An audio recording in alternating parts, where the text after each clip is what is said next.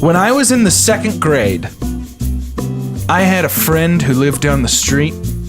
She was a girl. We'd hang out and play action figures. I vividly remember the day that I stopped hanging out with her as much. I was over at her house, and we were playing with our action figures. It was getting a pretty intense battle was ensuing, if I remember correctly. And, Goku versus who are the combatants? it was the big guy with like no skin from Power Rangers, and then Krang from TMNT. I was Krang, Obs. Yeah, for sure. And so we were duking it out as you do, and that phrase is very funny because of the end of this story. Actually, we were getting pretty silly, just giggling, getting our gigs on, and I remember that at one point she laughed so hard that she farted, and I had never heard a girl fart before, and so I stood up and I left.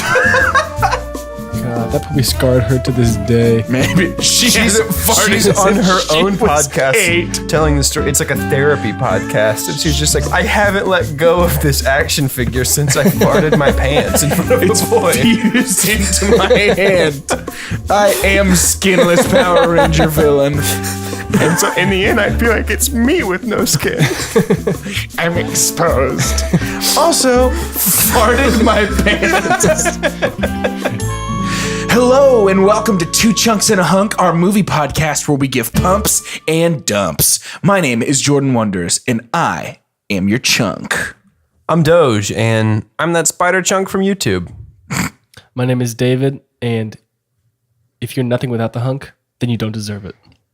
Nice. All right. I like that. Thank you. Today we're talking about Spider-Man Homecoming, and I am so excited to talk about this movie, so let's go ahead. For the love of all things spidery and webalicious, Doge, give us a synopsis. Spider-Man Homecoming tells the story of Peter Parker after the events of Captain America Civil War. He kind of got to have his big moment as a semi-Avenger. Now this is the story of him coming home to New York and figuring out what his life is going to be like now. He is kind of desperate for more action from Tony, always wanting more missions and more responsibility and more of a chance to prove himself.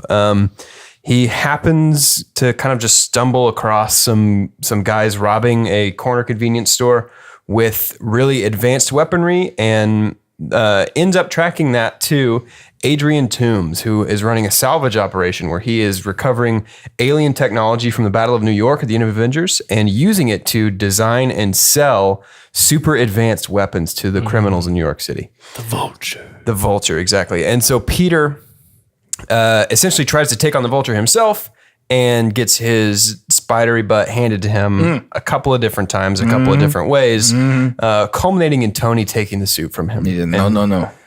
Essentially saying, you're not ready for this. You keep rushing in half-cocked. You don't need this suit. And if you're nothing without the hunk, then you don't deserve it. Exactly. Nice.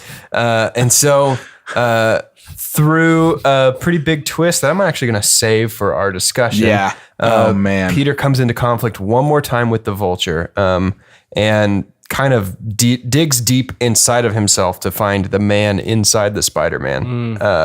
And rather than the spider inside the Spider-Man, that would be... Or the hyphen inside the middle of that one word. Yeah. And defeats the Vulture.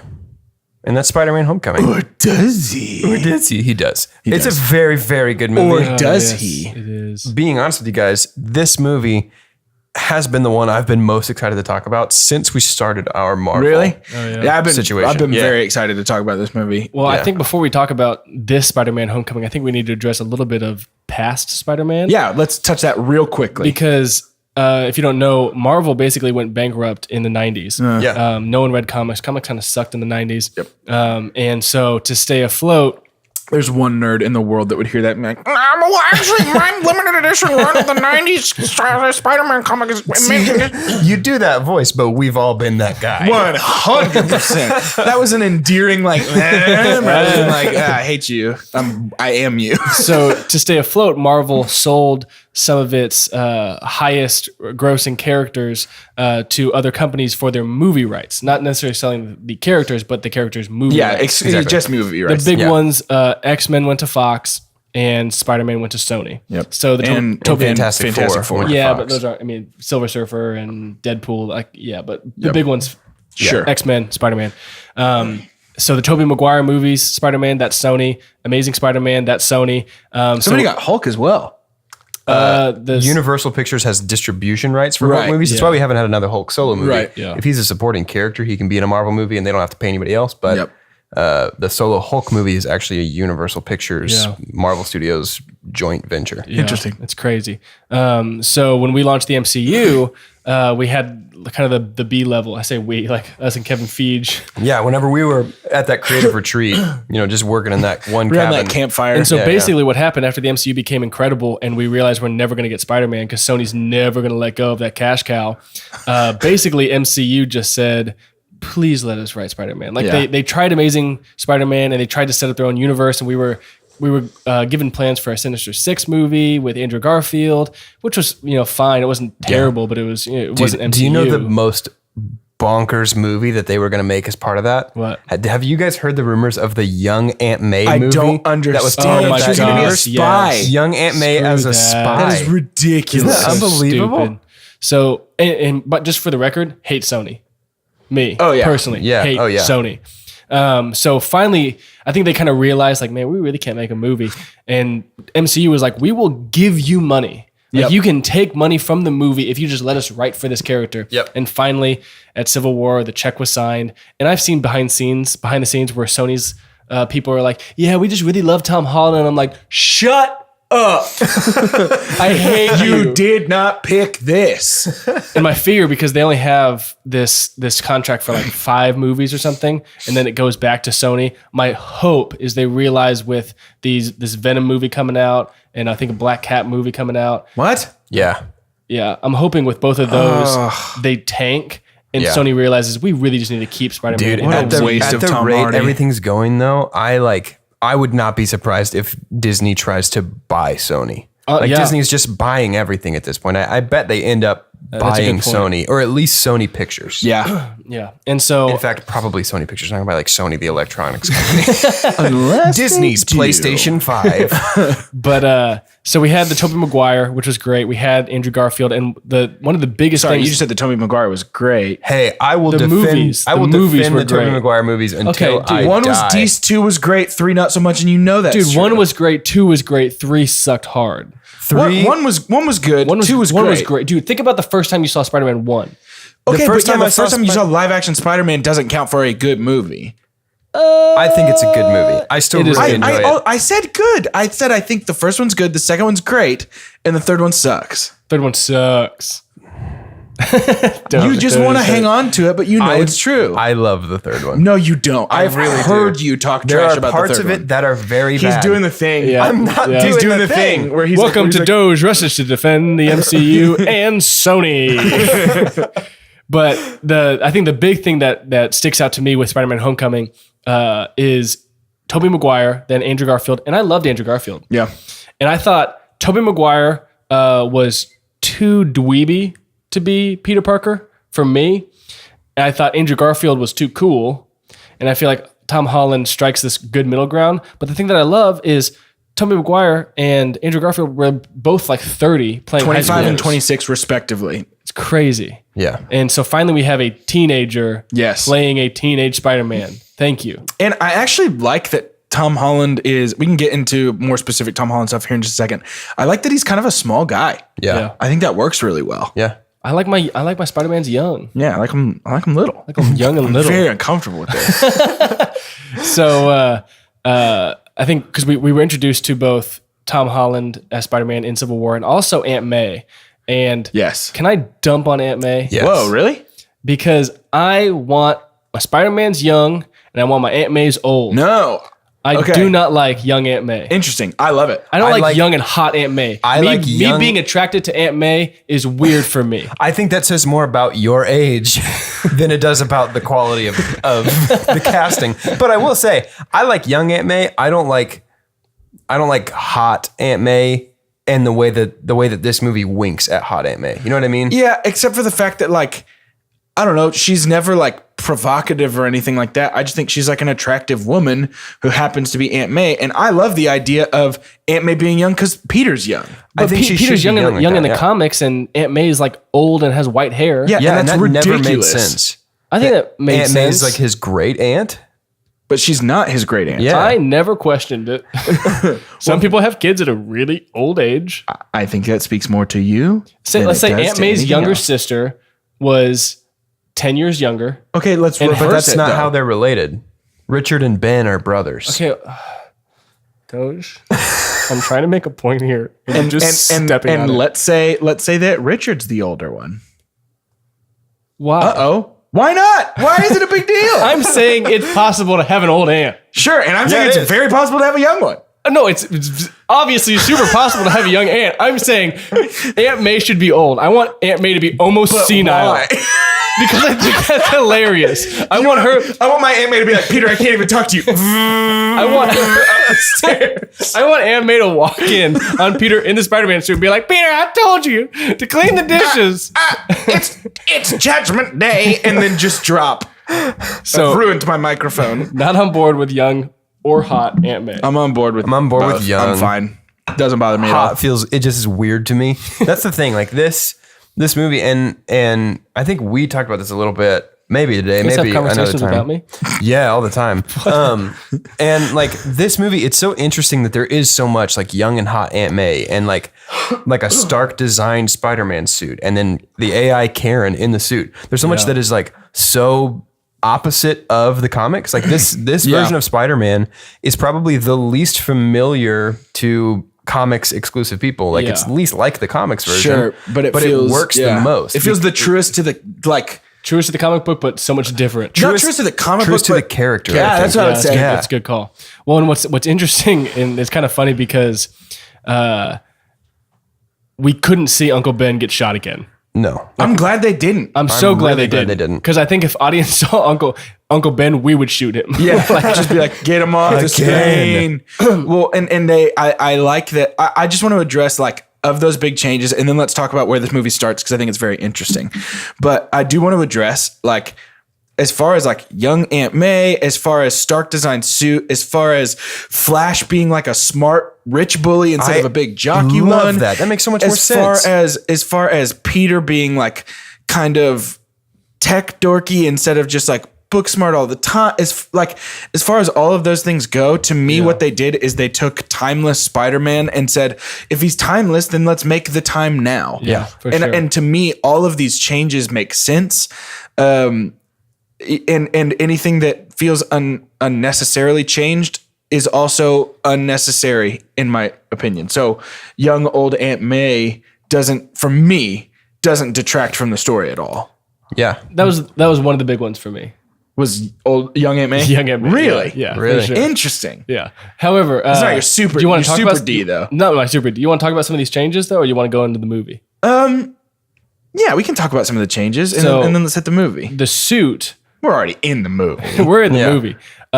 We're introduced to the suit, and I love one of the aspects of the suit is that the eyes are able Yes. to emote. Yep. Oh, it's so And fun. They bring logic to it because he says like my senses are dialed to 11, and so these goggles help me tune it down. And the logic of Tony's the one that designed it. Yeah. So it makes sense in this universe. It makes sense to why he needs it. And it's the first Spider, because if you read a Spider-Man comic or see an animated movie or TV show, the eyes are always emoting because it's hard to fall in love with a character who's just a stale face. Yeah.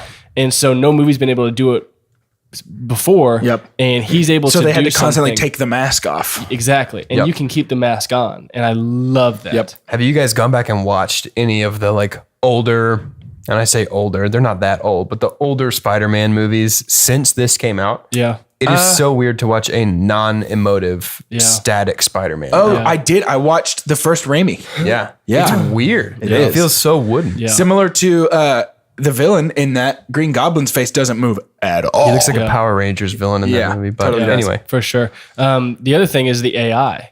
And that kind of comes a little bit later. Love it. Karen. Love the AI. Gives him an excuse to talk. I was Yes. just about to say that. That is that is the movie equivalent of the blue thought bubbles that gives us Spider-Man's inner monologue in the comics. Fun fact about Karen, the voiced by Jennifer Connelly in homage to John Hughes. Yeah. Because he was a big fan and he used her in a few movies. Well, and she's married to Paul Bettany, who was the voice of Iron Man. Yes. Yeah. So she's in Spider-Man's head and he's in Iron Man's head. It's perfect. Yeah, I love it so much. So I liked the AI concept, and I liked that he could have those conversations, because a lot of times the movies in the past would have Spider-Man joking while he's fighting, and that is Spider-Man. But we didn't get a lot of Spider-Man talking to himself. Right. Because it makes sense in a comic because we're the reader. We need to know his thoughts. But in a movie, it really only makes sense to joke. Yeah. But I think the AI went a little too overboard for me. Really? The shock electric webs. But that's not AI. That's suit tech.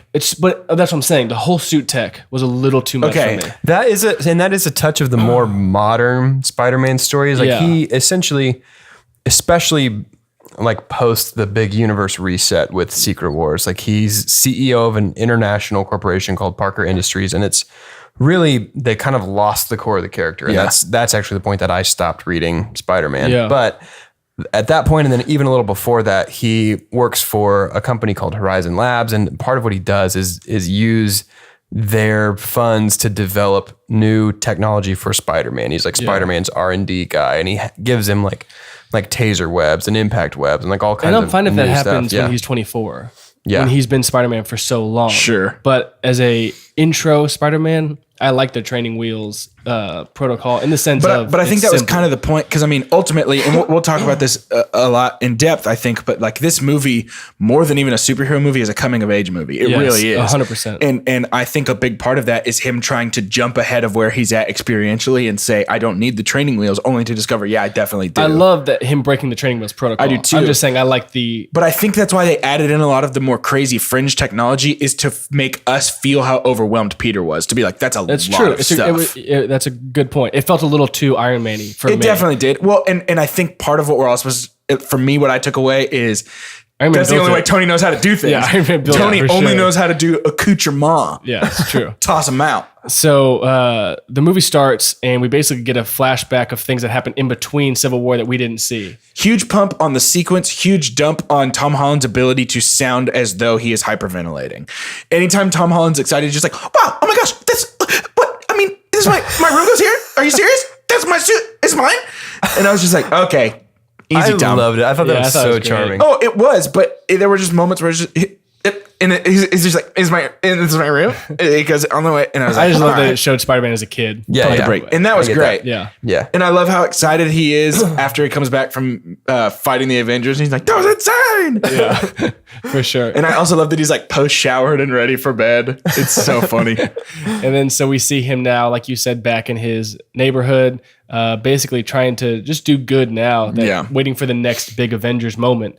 And we get the scene where he leaves school and goes right into Spidey suit, and he's helping old ladies down the street, and he's trying to help a bike thief, and car alarms going off. Hinder the bike thief. But we got the Stan Lee cameo. It's so good. Yeah. How's your mother? It's awesome. I just love him. Wasn't the guy trying to get into his car? Yeah, it's my car. Hey, man. Well, and the whole street level thing. So watching this the other day, what I realized is this is the first MCU property where the character really needs to protect his secret identity, is a street level hero, and has an area that is his. Yeah. Iron Man's global, Cap's global, Hulk's global, Thor is universal. Movie, right? Right, yeah. Because Daredevil. But I'm talking MCU movie property. Sure. And Spider-Man is the first one that's like, New York is what he protects. Yeah, for sure. And it's going to go so far as the world, but like on his day to day, he is prowling the streets. He is protecting New York. This is the first time we've crime. seen somebody on patrol. Yes. Yeah. And it was almost my super pump, the sequence of him early in the movie swinging and giving directions, and the one guy was like, do a flip. I love it. It's so fun. Yeah. And to me, it's just like, that is exactly what a young kid in New York 100%. would think fighting crime is. Yeah. It's just being like, what's going on? Who can I help? And the reality of, I'm going to stand in some buildings and look for some crime that you probably wouldn't find any. And then just sit there like nothing's happening. And when you try and help people, they're just like, I'm good, man. You're being weird right now. Love it. almost my super pump. I love that this movie dials down the earth-shattering climax and threat to just something that is pretty menial at the end of the day. Of there's a thief who's taking technology and putting it in the hands of bad people. Yeah. That's and it. That's what we want to stop. The world is not going to end. Right. You know, he's not going to terraform America. There's no exploding blue beam into the sky. Yeah. It's just Spidey being Spidey. Yeah. I love that. And one thing I want to note that is shown off really well in the beginning, there are two things here that I think characterize a lot of Spidey and this movie. And one is his movement is so fluid, and I love everything he does. Every jump, every like vault of everything is so like graceful, and I think that's dope. But also, he is really not guarded about using his powers in public right now, and I think that's important because like he walks out of school and jumps over a fence, which to me, if it wasn't intentionally to show that he's being immature, then I would say it was a dump because that's stupid. But watching the movie, I think it's clearly trying to show his struggle between being a man and being a boy. Yeah. And I think that's the boy side a little bit coming out. And something we see early on is Iron Man kind of being his kind of mentor. I mean, like a surrogate father figure, mentor for sure. But as far as Spider-Man goes, Iron Man is his like go-to mentor. And that was supposed to be Nick Fury. Yeah, I read that. And was it really? Yeah. So glad it wasn't. Yep. They didn't think they were going to be able to get RDJ for this one, and then he was like, "Yeah, I'll do it." Oh my god! Which is the second time because they didn't know they were going to get RDJ for Civil War, so it was that Marvel zombie thing that they were going to plan. Oh my gosh! Yeah. So that makes me love Robert Downey Jr. That even more, he's so willing to be like, 100%. Well, and it feels like he likes what he does, which makes it even more fun. Which is like the dumbest like tween magazine thing that I could ever say. Like, it's fun because he likes it. Can I give a pump dump? Please do it. My pump dump is Tony Stark as Spider-Man's mentor. Okay, why? My pump is I love the relationship. I love it's a fun dynamic. I love the conversations they have. And it makes sense in this world that they've set up. Tony wouldn't just be like, hey, go. Like, he would mentor him. So it makes sense. And I love Robert Downey Jr. and Tom Holland on screen together. Sure. My dump is one of the things I've always vocally loved about Spider-Man is he's on his own. Yeah. I love that to explain who he is as a character is a teenage kid who has these incredible powers, and he realizes with great power comes great responsibility, and so he just has to try and do good. And there is no mentor. Sure. He's just trying to do good, and that's what's compelling about Spider-Man is he's going to mess up. He's going to make mistakes, and no one's going to be there to course correct him. He has to use his moral compass. And so I feel like I kind of lost that a little bit. Although I didn't hate it, I just felt like I kind of lost it, and I more in a Spider-Man that is just trying it out on his own. Yeah. Even though I know we can still get that. Sure.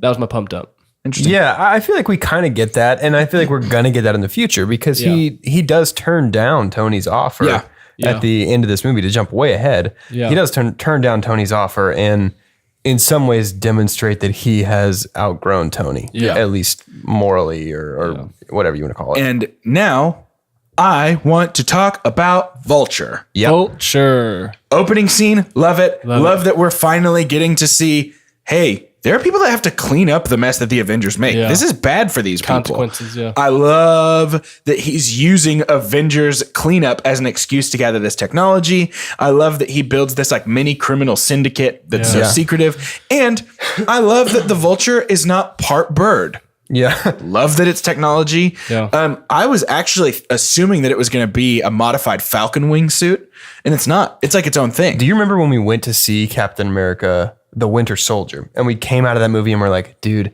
if by some miracle they ever get Spider-Man, they have to do Vulture and they have to use Falcon wings. We were half right. We were half right. We were almost there. But I agree. I think that this version of the Vulture, like taking into account everything from TV shows, from comics, from video games, this is the most accessible and the best version of the Vulture. I completely agree. Well, and first of all, when is Michael Keaton bad? Answer never. Michael Keaton was incredible. But he crushes this. Oh my goodness, he's so incredible. Good. He's fun to watch. Yeah. He's charming and he's very scary. He's so scary. like very scary. And you don't look at Michael Keaton and you're like, oh, I'm not afraid of that dude, but man, he is scary. No, and can we go ahead and address the twist because that's what makes him so scary. Let's do it. Yes. I remember sitting in the theater watching this movie when Peter knocked on the door to pick up his homecoming date, Liz, and Victor Toombs opened the door. My jaw dropped. Yeah. It was not, in my opinion, even watching back, I was looking for the broadcast. I was looking for the tell, and I don't think it's there. No, I thought do she want to. was- I'm going to save your Twitter. It's Adrian Toombs. Who's Victor Toombs? You made him up, but it's okay. Yeah, who's Victor Toombs? You made him. You invented him, but it's okay. The Vulture's name is Adrian Toombs, and we do know that on this show. So At least one of us knows that. Who's Victor Don't Toombs? yell at my friend Jordan. Senor Toombs Well, so opens the door. we meet Liz pretty early on. That's who Yeah. Peter has a crush on. She's a senior. She's head of the valedictorian team. She is a pump dump for me. Yeah. Yeah. You don't like her? I do later in the movie, but early on, she is so like, it's almost like halfway through, they were like, you can be like a little more normal. And she's like, all right, I'll loosen up. Cause like the beginning of the movie, when she's talking about like the party and talking about her crush on Spider-Man, she's very like, guys, I love him for who he is underneath. And it was very To like, me, it seemed very high school though. Yeah. I hear that, but something about watching it just didn't sit right with me. Yeah. And every time I've seen this movie 4 times, and all 4 at the beginning I was like, and then by the end I was like, I'm kind of like Liz is doing a I good liked job. it. Yeah. I'm really glad that we gave Mary Jane a break and that we gave Gwen a But break. did we? Can we talk about that? She's not Mary Jane. I don't think she. I don't think she can be. I think they are gonna make her Mary Jane. I think that's gonna be our young hot Aunt May in this world, and I'm not excited about it. I don't like the twist, and her name's not Mary She's Jane though. MJ. No. Her friends call her MJ. I don't think she's Mary Jane. We're talking about Michelle. We didn't actually say that. We're talking Yeah, about played Michelle. by Zendaya. Great character. She was awesome. I And I laughed think at- she's actually a good actress. Every time she opened her mouth, I laughed. When she eats toast at the party, I die every time. There's no reason to eat toast at the I don't party. think she's Mary Jane. I think that's just a fun little nod. I Her how? name is Is that a MJ. I think fun nod, 100% though? she's going to be Mary Jane. She's going to be MJ. She's a huge actress to waste. Yeah. Well, yeah, you're not going to waste that actress, and you're not going to say MJ and not follow through. I don't think MCU is going to do that. Here's the thing. Like she is not Mary Jane. I know. You know what I mean? She's not Mary Jane Watson, and that's okay. Yeah, Like for we sure. don't have to have a Peter No, that no, no, grows no. up and gets married to supermodel Mary Jane Watson, then they live together in Tony's Avengers Tower. For sure. You know what I mean? I completely agree with that. I'm okay if we never see Mary Jane the whole time or Yeah. Gwen. What I'm annoyed with is the MJ thing. Because to me, annoyed that's with just it like too. you can't have it both ways. So are you saying that she's going to be his love interest And not be Mary Jane, not be or are you Mary saying she's Jane? going to be a different Mary Jane? or Mary Jane's going to come in? I'm just saying she's a different character named MJ. right. For sure. Surrogate Mary Jane, but Sure. not meant to be the same character. Sure, but to me, Yes. calling her MJ and Makes her MJ. well, yeah, like exactly. Like it feels like they're trying to have their cake and eat it too. Be like, we didn't do it, but we also did it. Yeah. Like it feels weird to me. I don't know. It feels to me the equivalent of the end of The Dark Knight Rises when they're like, you should use your given name more often. Robin. That's a great parallel. Like Yeah, it's that's that good. exact thing, and it's like he's not Robin. That's just a fun little nod, but he fulfills the same narrative role, but he's not the same character. Sure. My argument with that would only be like, nary has a comic book movie been less based on the comic books than the Dark Knight And trilogy. I would also say that's the end. Like we're never going to get a But Robin movie. Yeah. We're The gonna important see thing who is, I MJ think we're all in is. agreement that it doesn't really matter if we never see real MJ here. Yeah. But to me, it was just like, why the nod? And I don't get know. I it. thought it It's was fun, fun. but Yeah. to me, it was just like, not so much. Well, I want to talk about the twist because we were introduced to Liz, and in theater I thought Shocker, the new Shocker, because they killed like the first Shocker, and then it was like, okay, now we have another Shocker. I thought that was going to be her dad. Okay, I thought it was interesting. going to be connected that way. Yeah. but did not expect Michael Keaton at all. Sure.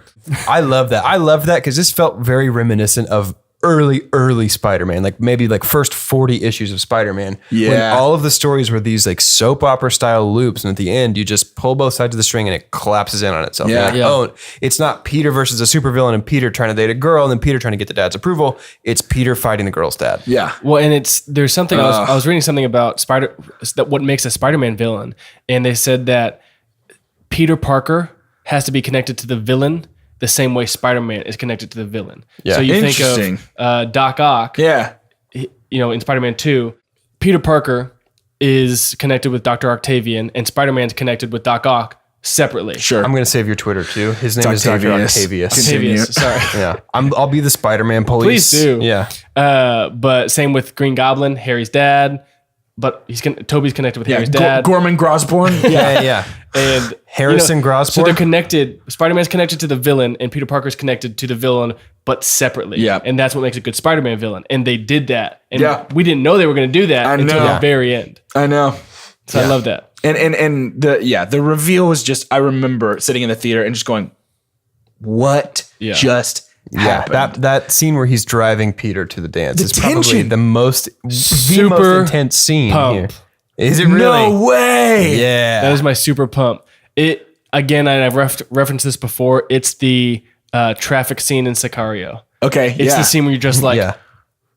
How's he David, going to get breathe. out of this? David, breathe. Yeah. Well, and he and Michael Keaton's credit, he plays that so well. Oh When my he does the, God. when he does the, Holland hey, plays that hey, so Gumdrop, go ahead and get out of the car. I got to give him the dad talk, and then just pulls that pistol out.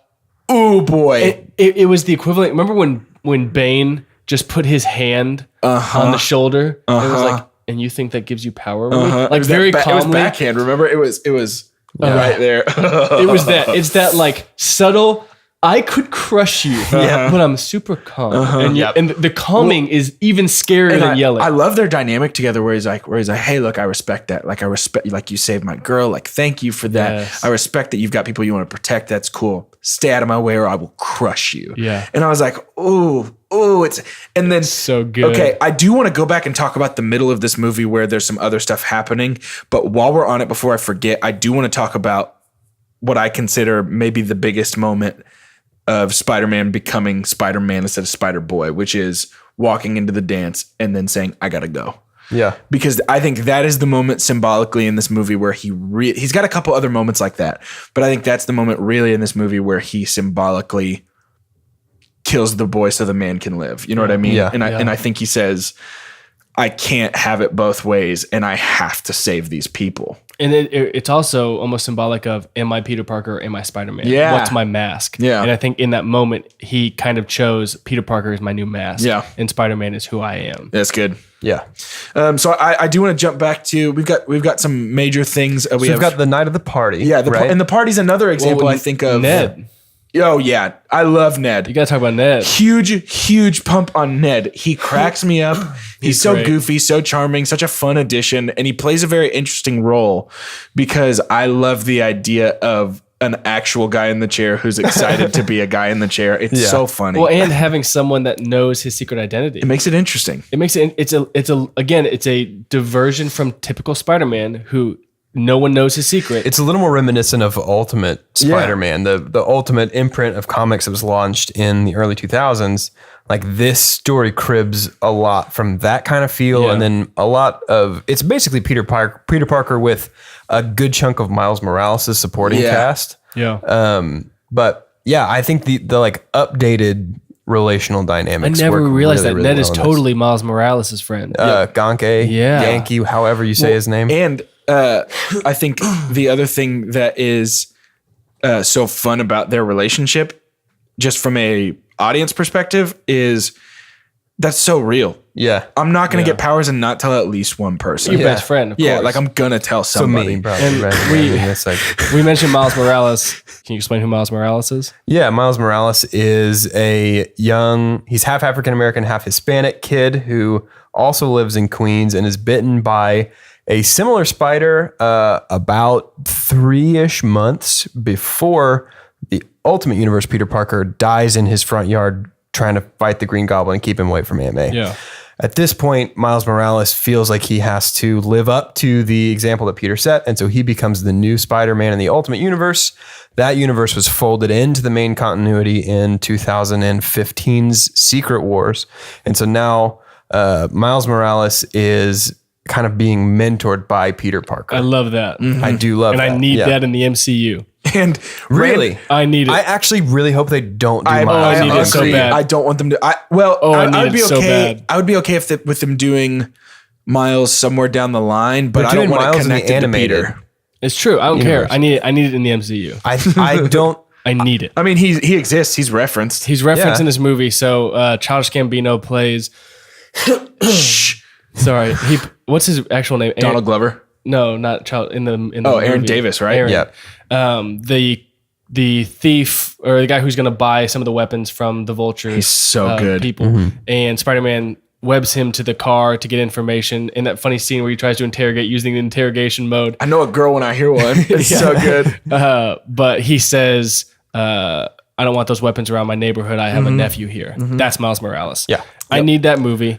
I hope Miles Morales is 12, 13. Like I want to get a young Miles See, Morales. I don't need that movie. I need it. Yeah. I'm okay if it happens, I guess, but I don't need that In movie. that dark Spider-Man suit, give I'm it not to interested me, in it. please. In the comics, though, there is a Spider-Man in Houston, Texas. Yeah. And I just want to point out how hilarious that is. Yeah, it's funny. Kane Parker. Yeah. He's a clone of Peter. He Starts lives, evil, yeah? yeah, he's evil in the 90s during the Clone Saga. And then he's a character with a super convoluted backstory that we can't get into now. No, but Basically, he if drives a you're- pickup truck. If you're interested in it, Google Kane Parker. It's honestly super interesting. Scarlet Spider. He lives in Houston for a while and then moves to the West Coast. I love Kane Parker. Anyway, Very Google him. interesting. So we have Ned. The other person we need to talk about is Flash. Yeah. Oh, man. Flash is the big, strong bully in the comics or in the original Sam Raimi Spider-Man movie. He's like a jock. That is the bully for Peter Parker. And they made it like bullies are today. Yeah, well, and there's the best thing about it is that Peter goes to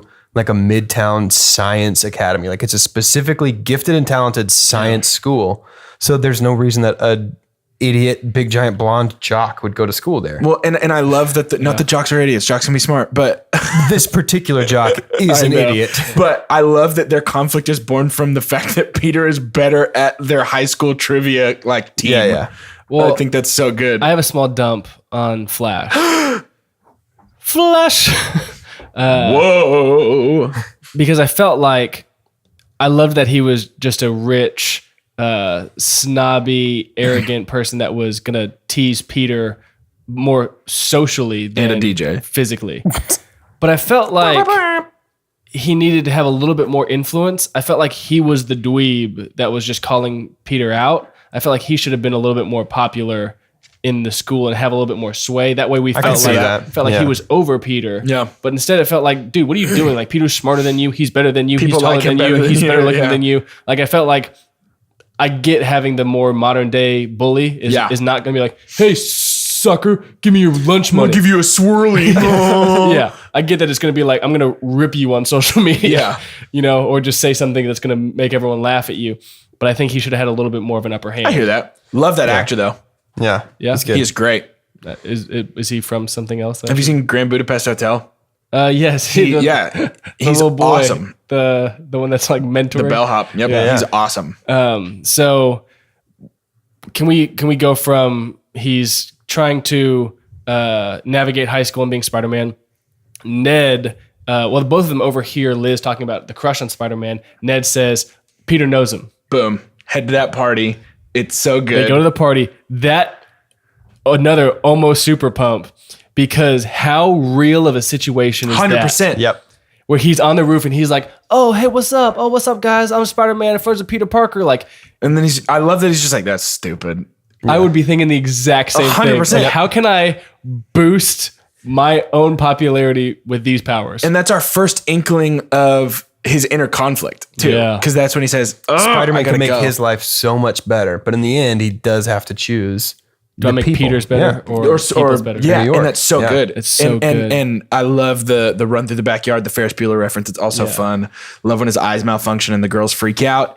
All of that leading up to another confrontation with the Vulture, or really his first real confrontation It's with the first the time he Vulture. meets the Vulture. And then I think, we got to kind of brush through this middle because there's so much, but we would be making a mistake if we didn't at least address Martin Starr and Hannibal Buress and some of these other people that are in this movie that are so fun and so great. Just a really great cast all Really. around. I mean, Yeah, yeah. I mean, this movie is not only well done, but well cast and the jokes were so good. I die every time Cap points to where the gym teacher's supposed to be and he's on the wrong side of the TV. I don't know why I think that's so funny, but I really, All of really Cap's do. videos are hilarious. They're so good. And There's like fe- 50 of them. Yeah, featurettes of just lunch, milk, chicken. Like that's a healthy lunch. I love it. But then our next big kind of moment is Washington, D.C. Yeah. The bomb that they find from the technology ends up going through a security detector after Spider-Man is he discovers the AI in his suit, and he is stranded in, what was it, the Department of it's damage control. Yeah. Yeah. It's and so in the comic. he's in their like big vault thing. And while he's stuck there, Ned ends up taking this bomb that is radioactive through radiation in the X-ray machine, activating the bomb and taking it up in the Washington Monument, which might be the most vertigo I've had in a movie in a very long time. Yeah, that was such an intense scene. Like I was my palms were getting super sweaty watching that. Very much. Yeah. Especially, and I want to say, for Jordan, and it's not for a lot of people, huge pump on the web wings. Yeah. When I was a child, I had pajamas that were the Spider-Man suit with web wings. They're so cool. I love They're the web so wings. cool. The way he gets out of that situation is Spider-Man over and to a T times a billion. And I just want to say, I love the hint that we get of how strong he is. Yes. Yeah. He breaks that glass and he's holding that elevator. I mean, and we're going to talk in a little bit about how strong he really is. Don't you worry your sweet I little knew head. exactly. I was, We're I going was to get rolling. there. But I want to get to the boat. Well, I want to pause real quick and back up and say another incredible pump of this high school movie is when Liz is in a bathing suit and they're all going to go down and go in the jacuzzi and the pool. And he has to say no. And he has to say no. And I was like, you're like, oh, my man. that is high school. Yeah. And having to make that decision, he is having to grow up. He really is. It seems so selfish and just surface level, but that's so important in high school. that is life in high school. Yeah. He's saying goodbye to his life. Yeah. And it reminds me that this director, what's his name? John Hughes. John Hughes, he said, I want my next movie to be a high school movie. Oh, sorry. You meant the actual director of this the director movie? of this. Yeah. Isn't it something Watts? John Watts. John Watts. Wanted it to be like a John Hughes movie. Yeah. Yes. Who did Ferris Bueller and Pretty in Pink Pretty in and all that Yeah. stuff. So John Watts had said, I want my next movie to be a high school movie. Yeah. And then they offered him Spider-Man and he was like, I'm going to make it a high school movie. And it's like, yeah, no, seriously, go do it. And he did it incredible. Yeah, he ways. nailed it. Absolutely. The tone, like it's so much fun, but it also hurts. The conflict. Yeah, it's great. Let's talk about the boat. Let's talk about the boat because the boat's a big deal, but it actually contains my super dump for this movie. Really? It does. Kind of in a broader sense, but it does. I love the boat scene. I love crawling all over the boat to keep it from falling apart. Yes. I love a Jesus moment where his hand is stretched out. I love holding the boat. self-destruction of his plan. I love all of it. But my super dump is actually partially on Tony Stark in this movie. Yeah. And it is that the Tony Stark in this movie has no time for this boy that he put into this situation in the first place. Not even enough time to give him a phone call and go, hey, I followed through on that tip you gave and it's good. We're going to handle it. Yeah. Because he gets mad at Peter when he says, the FBI were coming. Who do you think called him? I'm the only person that listened to you. And if I'm Peter, I'm going, great. Why didn't you tell me? Because everything that you were giving me was you don't listen, you don't care, you don't believe me. Yeah. And to me, that is a silly conflict line put on by uncharacteristic, even for Tony Stark, amounts of selfishness. It is so interesting that you say that because my super dump is the boat scene. Really? I love the boat scene. It is one of the most exciting sequences in this movie. Yeah, it's fun. But if we are to say that the statement of theme in this movie is that Spider-Man has to grow up, right? He has to take responsibility himself and he has to become his own hero. Like that plays big into what I kind of have a sneaky feeling is going to be a pretty big pump for both of us, all three of us. I know. But in that particular scene, that we kind of get the condensation of what this movie's about, which is that he has to learn to be his own hero and to grow up. And he tries to do that in the boat scene. You know what I mean? Like he absolutely says, hey, nobody's doing anything about this. I've got to do something. And it blows up in his face. Yeah. Mm-hmm. And I think it just doesn't serve the overall structure of the movie well. I think a better way to do that scene would be Tony did not call the FBI and Tony's not in on it. And Tony has to come bail him out because he didn't listen to him in the first place. And then Tony would say, I should have listened. Yeah. And then Tony kind of has to eat his own words. I agree. And own up to be like, Spider-Man, I didn't listen to you. I agree. Which, to be fair, he has that moment at the end. He does. But then I what's feel the like point of the boat? Exactly. With the boat scene, we missed a huge bullseye that we could have just nailed the theme agree. right there. And I think what you're saying is very similar, which is it either needs to be different or not there. Yeah. And because that's what's so frustrating. And I think don't want it to be not there because right, it's so great. fun. Yeah. And I think we're talking about two sides of the same coin here, which is it is because they tried to shoehorn in a selfish Tony plot. Yeah. That I don't think fit with what was happening in this movie. I agree. Because even up to that point, while Tony was being withholding from Peter, I don't think he was necessarily being selfish up to this point. Or at least not overly selfish, you know? Yeah. But that kind of brings us after the boat to, we've already talked about the dance and the reveal. Well, it's the confrontation between real Tony Stark, because he got kind of saved again earlier by Tony Stark. Yeah. And this is the second time, and he's like, if you really cared, you'd be here. And Tony Stark walks out. I'm here. And he's there. And that's when he says, Give the suit back. if you're nothing without the hunk. Then Right. you deserve it. Yeah, exactly. And Which for Peter is a sad time. For Jordan, that's my like that's my moment where I'm like, do it yourself. Yeah. So he takes the suit away, leaving Peter to do the final climax in his old, pick me up hoodie. Which, by the way, I do want to point out real quick that this is 2 Marvel movies in a row. This one, and we'll get to Ragnarok next week, but 2 Marvel movies in a row where the big climax is a mentor figure echoing through time what they said to the character before about who they truly are. Yeah. This one is, if you're nothing without the suit, you don't deserve it. And the next one is, are you the god of hammers? Yeah. And it's like, it's like both of them are just like these moments. But So I don't think it's really that important to go through a play-by-play of this final fight. No, not like at all. We've got the super cool, and it's really unlike anything else we've seen in a Spider-Man movie. Like this all of the action in this is, but fight on the cloaked jet. But where I think we really want to spend some time is when Peter warehouse. is trapped in the Vulture's warehouse. Well, and before that, let's lead up to that by saying, I love the realism of this scene, the confrontation and the anger that Peter feels and the calm that our boy Toombs is trying to give off. I love that Peter webs him to the desk, because I remember when he first walked in, I was like, you got webs, hold that boy down. And he does. And then I love that Vulture's MO here is knock the building down. Yeah. He knows this boy's strong. Yeah. So don't try and fight him, just knock the building down. And he does, which leads us to this moment where Peter is pinned under essentially an entire building. And here's where I'm going to go ahead and say this scene, and I'm going to guess it's yours too. Yeah, it is. This scene is my super pump. And I mean by 1.5 miles. This scene is by 2.5 miles. My super pump. I've seen this movie 4 times. I have never not choked up during this scene. Yeah. And I think Tom Holland gives a performance that transcends superhero movies here. Yeah. His performance is so good. Dude, it's unreal. Mm-hmm. And I love when he's pinned. I love when he's panicking and he's shaking and he's saying, hello, can anybody hear me? I'm trapped. Help me.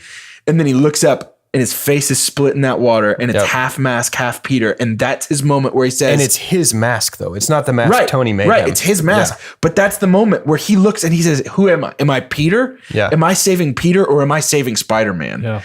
And then this is a big deal that we get this in this movie. Like this is in comics. This scene is as big of a deal as the death of Gwen Stacy. Right. Like this is huge in Spider-Man history. Like this comes from Amazing Spider-Man issue 33.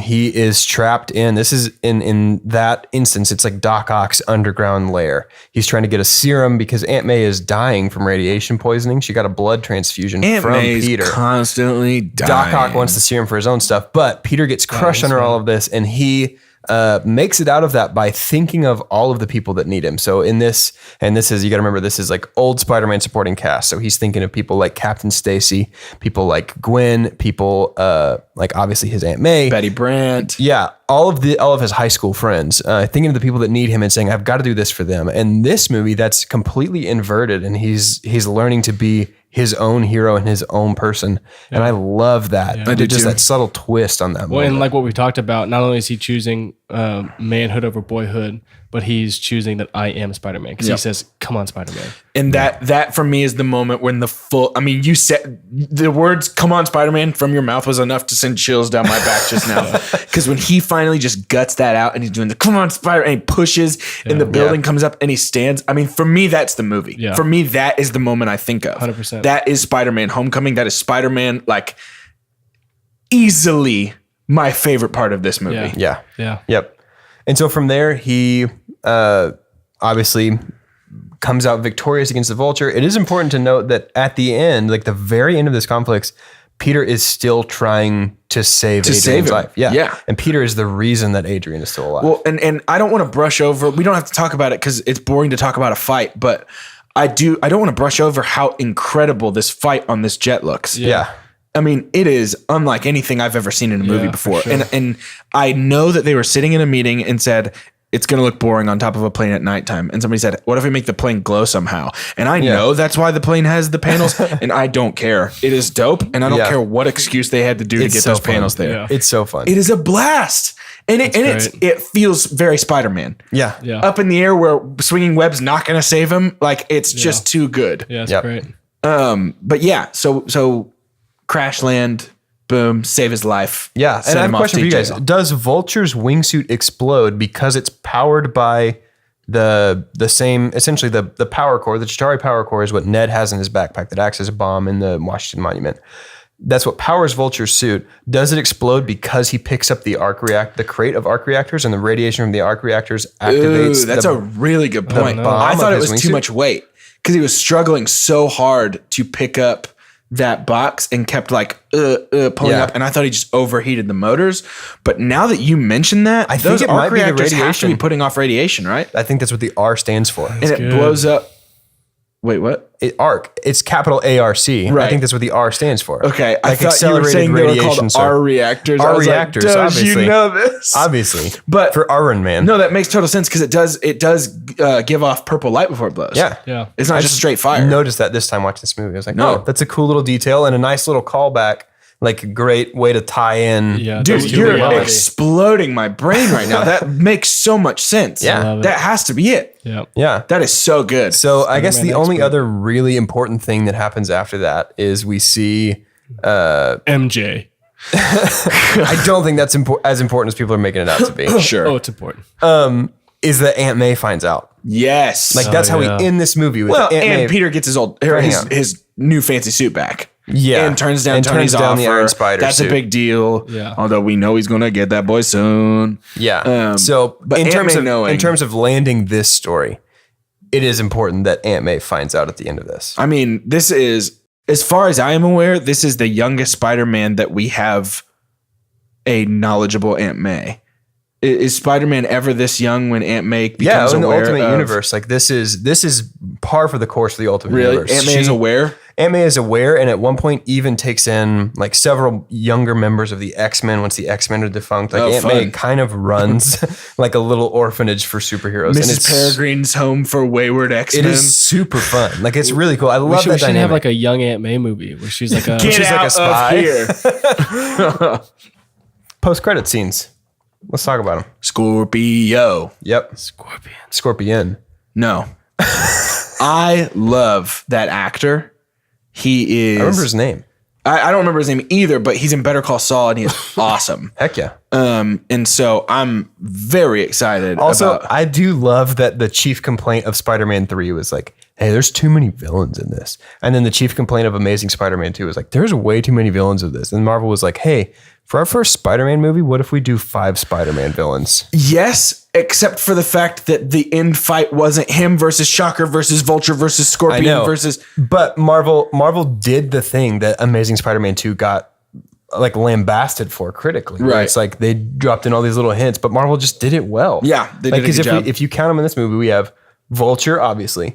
We have Phineas Mason, who is the Tinkerer, who's the guy who like makes all of Vulture's stuff. We have the Prowler. We have the Prowler, which is Miles' uncle Aaron Davis. Yeah, I mean we're getting pretty. Well, he's not the Prowler yet. Yes, but I think the complaint is there's too many villain Well, climaxes. I think that's what we're saying. Is What like we're saying is they Marvel put them did it all well. in, but didn't. the names of villains. Sure. Yeah. Well, and Matt Gargan, who will be Scorpion, and Shocker. Shocker, yeah. What's his name? Herman Schultz. Herman Schultz. Yeah. The dweebiest villain name Yeah, of for all real. time. And I have vivid memories of playing, I think it was the GameCube or PS2, whatever, Spider-Man 2 game. And he keeps calling him Quilted Northern and Michelin Man because he wears that His suit's like so puffy. It's so funny. So our first post-credit scene is Scorpion, Matt Gargan, in prison trying to make an alliance with Vulture. And the interesting thing is that Toombs decides to protect Peter's identity. So Callie, my wife, brought this up. She asked, is that a he saved my life, so I've got his back? Or is that a when I get out, he's mine and nobody else's? I don't know. Interesting. Good question. I have no idea, but that's really interesting and a really interesting dynamic. love And it's that. the only time we get a Sinister Six tease in a Spider-Man movie that doesn't feel exhausting. Agreed. Amazing Spider-Man 2 was so slow with all their like, remember, Sinister Six are coming. Well, and just very heavy-handed, I felt like. Yeah. yeah. Is there another? Yeah, the second only other post-credit one scene is Captain America. Yeah. Cap at the end. Just sometimes you wait, and it's not worth it. Loved that. That was so great. I remember in the theaters being like, I hate this, and it was the funniest thing I've They ever got seen. me. Yep. Yep. Totally got us. So good. But that's the end of our movie. That's the movie. Man, Such a good movie. if we If go only there back was and some talk way about to this, quantify it. Like, maybe with a rating some of sort of kind. scale with which I could describe how much I loved this movie. Well, do I have something for you? Here at 2 Chunks and a Hunk, we've developed something called the Scientific Cinema Scale. It is scientifically, numerically, It's and scientristic. spiritually accurate. Don't question it. TM. That's the full name. Let me walk you through it, frame by frame. The best thing we can ever say about a movie is own it, don't lend it, buy that poster. The next best thing that we could ever say about a movie, buy it, spend your bucks. The next best thing that we could ever say about a movie, rent it, spend some bucks to watch it a couple times. The next best thing we could ever say about a movie, stream it. If your bucks are going to Flicks or Hulu and it's on there, use that. The next best thing and second to worst thing we could ever say about a movie is forget it. You are better off if you just pretend this movie does not exist. And last, the worst thing that we could ever say about a movie. God hath forsaken us. I know my rating already. I can do it right now if that's what we want. It. Go. For me, this movie is easily and confidently own it, don't lend it, buy that poster. Yeah, it is. This movie is unlike any other movie in the MCU, tonally and just as far as like, I feel like this is the perfect balance of fun, humor, action, and plot relevance to where there's almost not a moment wasted, except I guess you could argue the boat, but even still, I want it. Yeah. This movie it was made for me. Yeah. Like, it was a blast. I love Spidey. I think Tom Holland is perfect. Yes. I mean, this was everything that I wanted it to be and more. And this is one of those movies that has gotten better every time I've watched it. Yeah. I every single time I've watched it, I'm like, I think I liked it better than the last time. Yeah. It's an easy rating for me. I'll go next because I don't have to say anything after it. Own it, don't lend it, buy that poster. Easy. It's easy. 100%. Also has to be own it, don't lend it, buy that poster. Yep. Spider-Man is my number one favorite fictional character of all time. I think I've mentioned this before on the show, but like Spider-Man 1, 2002 is the movie that got me into comic books, into superheroes, into movies. Like I'm going to say something and you guys are going to laugh and it's going to be stupid. I don't know what my like interests in like creative output or hobbies would be had I not had Spider-Man as a character introduced to me. And so like, Thanks, Sam Raimi. thank you, Spider-Man. But this movie nailed it. Like I've been waiting forever for the like capital T, the Spider-Man movie. Yep. And it's this one. It was It's amazing. so good. Yep. It was Spectacular. superior. It's uncanny. Nope. Shout outs. Shouties. We want to shout out Colton Kingston. Yup. Colton emailed us pumps and dumps for Homecoming. Hit it. Colton's super pump is the scene after Iron Man helps save the people on the ferry. Whenever Iron Man takes Peter's suit from him, and then if you don't, yeah, David, you got it. you keep going. I'm sorry. Yeah, his pump is just what that sets up, that Peter has to kind of become his own man. Dump is how Peter is pushed into disobedience by the way Tony and Happy treated him. That's such a good point. How else can Peter respond whenever Tony and Happy keep blowing him off? And like, he wants to do the right thing, and all they're doing is like totally their fault. Which is great for a coming of age story. It's getting overlooked by superiors. Yeah. It's just good. It's a good movie, and we like it, and we're not afraid to say it. I'm not going to apologize for this. You can say what you want about me. You can attack me in the street. Don't, please. But you can. If that's what you need to do. Yep. I'm fine. We stand with Spider-Man. I stand with Spider-Man. I stand. Can you? If you want to shout out on our show, #officialchunky on social media. Please. Or just say something real nice to us. Or just shout the words official chunky. If you shout out the words official, if you stay on the roof of your house, shout the words official chunky. We will hear legally. And we will be there with you in spirit. We have no choice. Legally, we have to hear you. We have to hear you. There's no option. That's just the way it works, unfortunately. So next week, we're going to be talking about Thor Ragnarok. Ooh. And I am excited to talk about that movie. Another good one. Another good one. So make sure you tune into that. And then after that, it's Infinity War. Oh my goodness. That's crazy. It's so close. That doesn't even make sense. It doesn't make sense. I can't believe it's real. Was it real? It's a true story. Is it though? But if we watched it, could it be? It should. For 2 chunks and a hunk. I'm Jordan. I'm David. I'm Doge. That felt wrong to say our real names. Goodbye, everyone. Well, the episode's over, but since you're still hanging out here, why don't we toss some information your way? If you want to be the first to know when we drop new content, like us on Facebook at 2 Chunks and a Hunk, subscribe to us on YouTube, or subscribe to us wherever you get your podcasts. And if you want a shout out on our next podcast, then #officialchunky. Yeah. That's CHUNKY. That's true. Well, we're done here, but I guess if you want to stay, I mean, we can just... Yeah, keep hanging out. What was your favorite part of that movie that we just saw? Did you like it? I bet they did.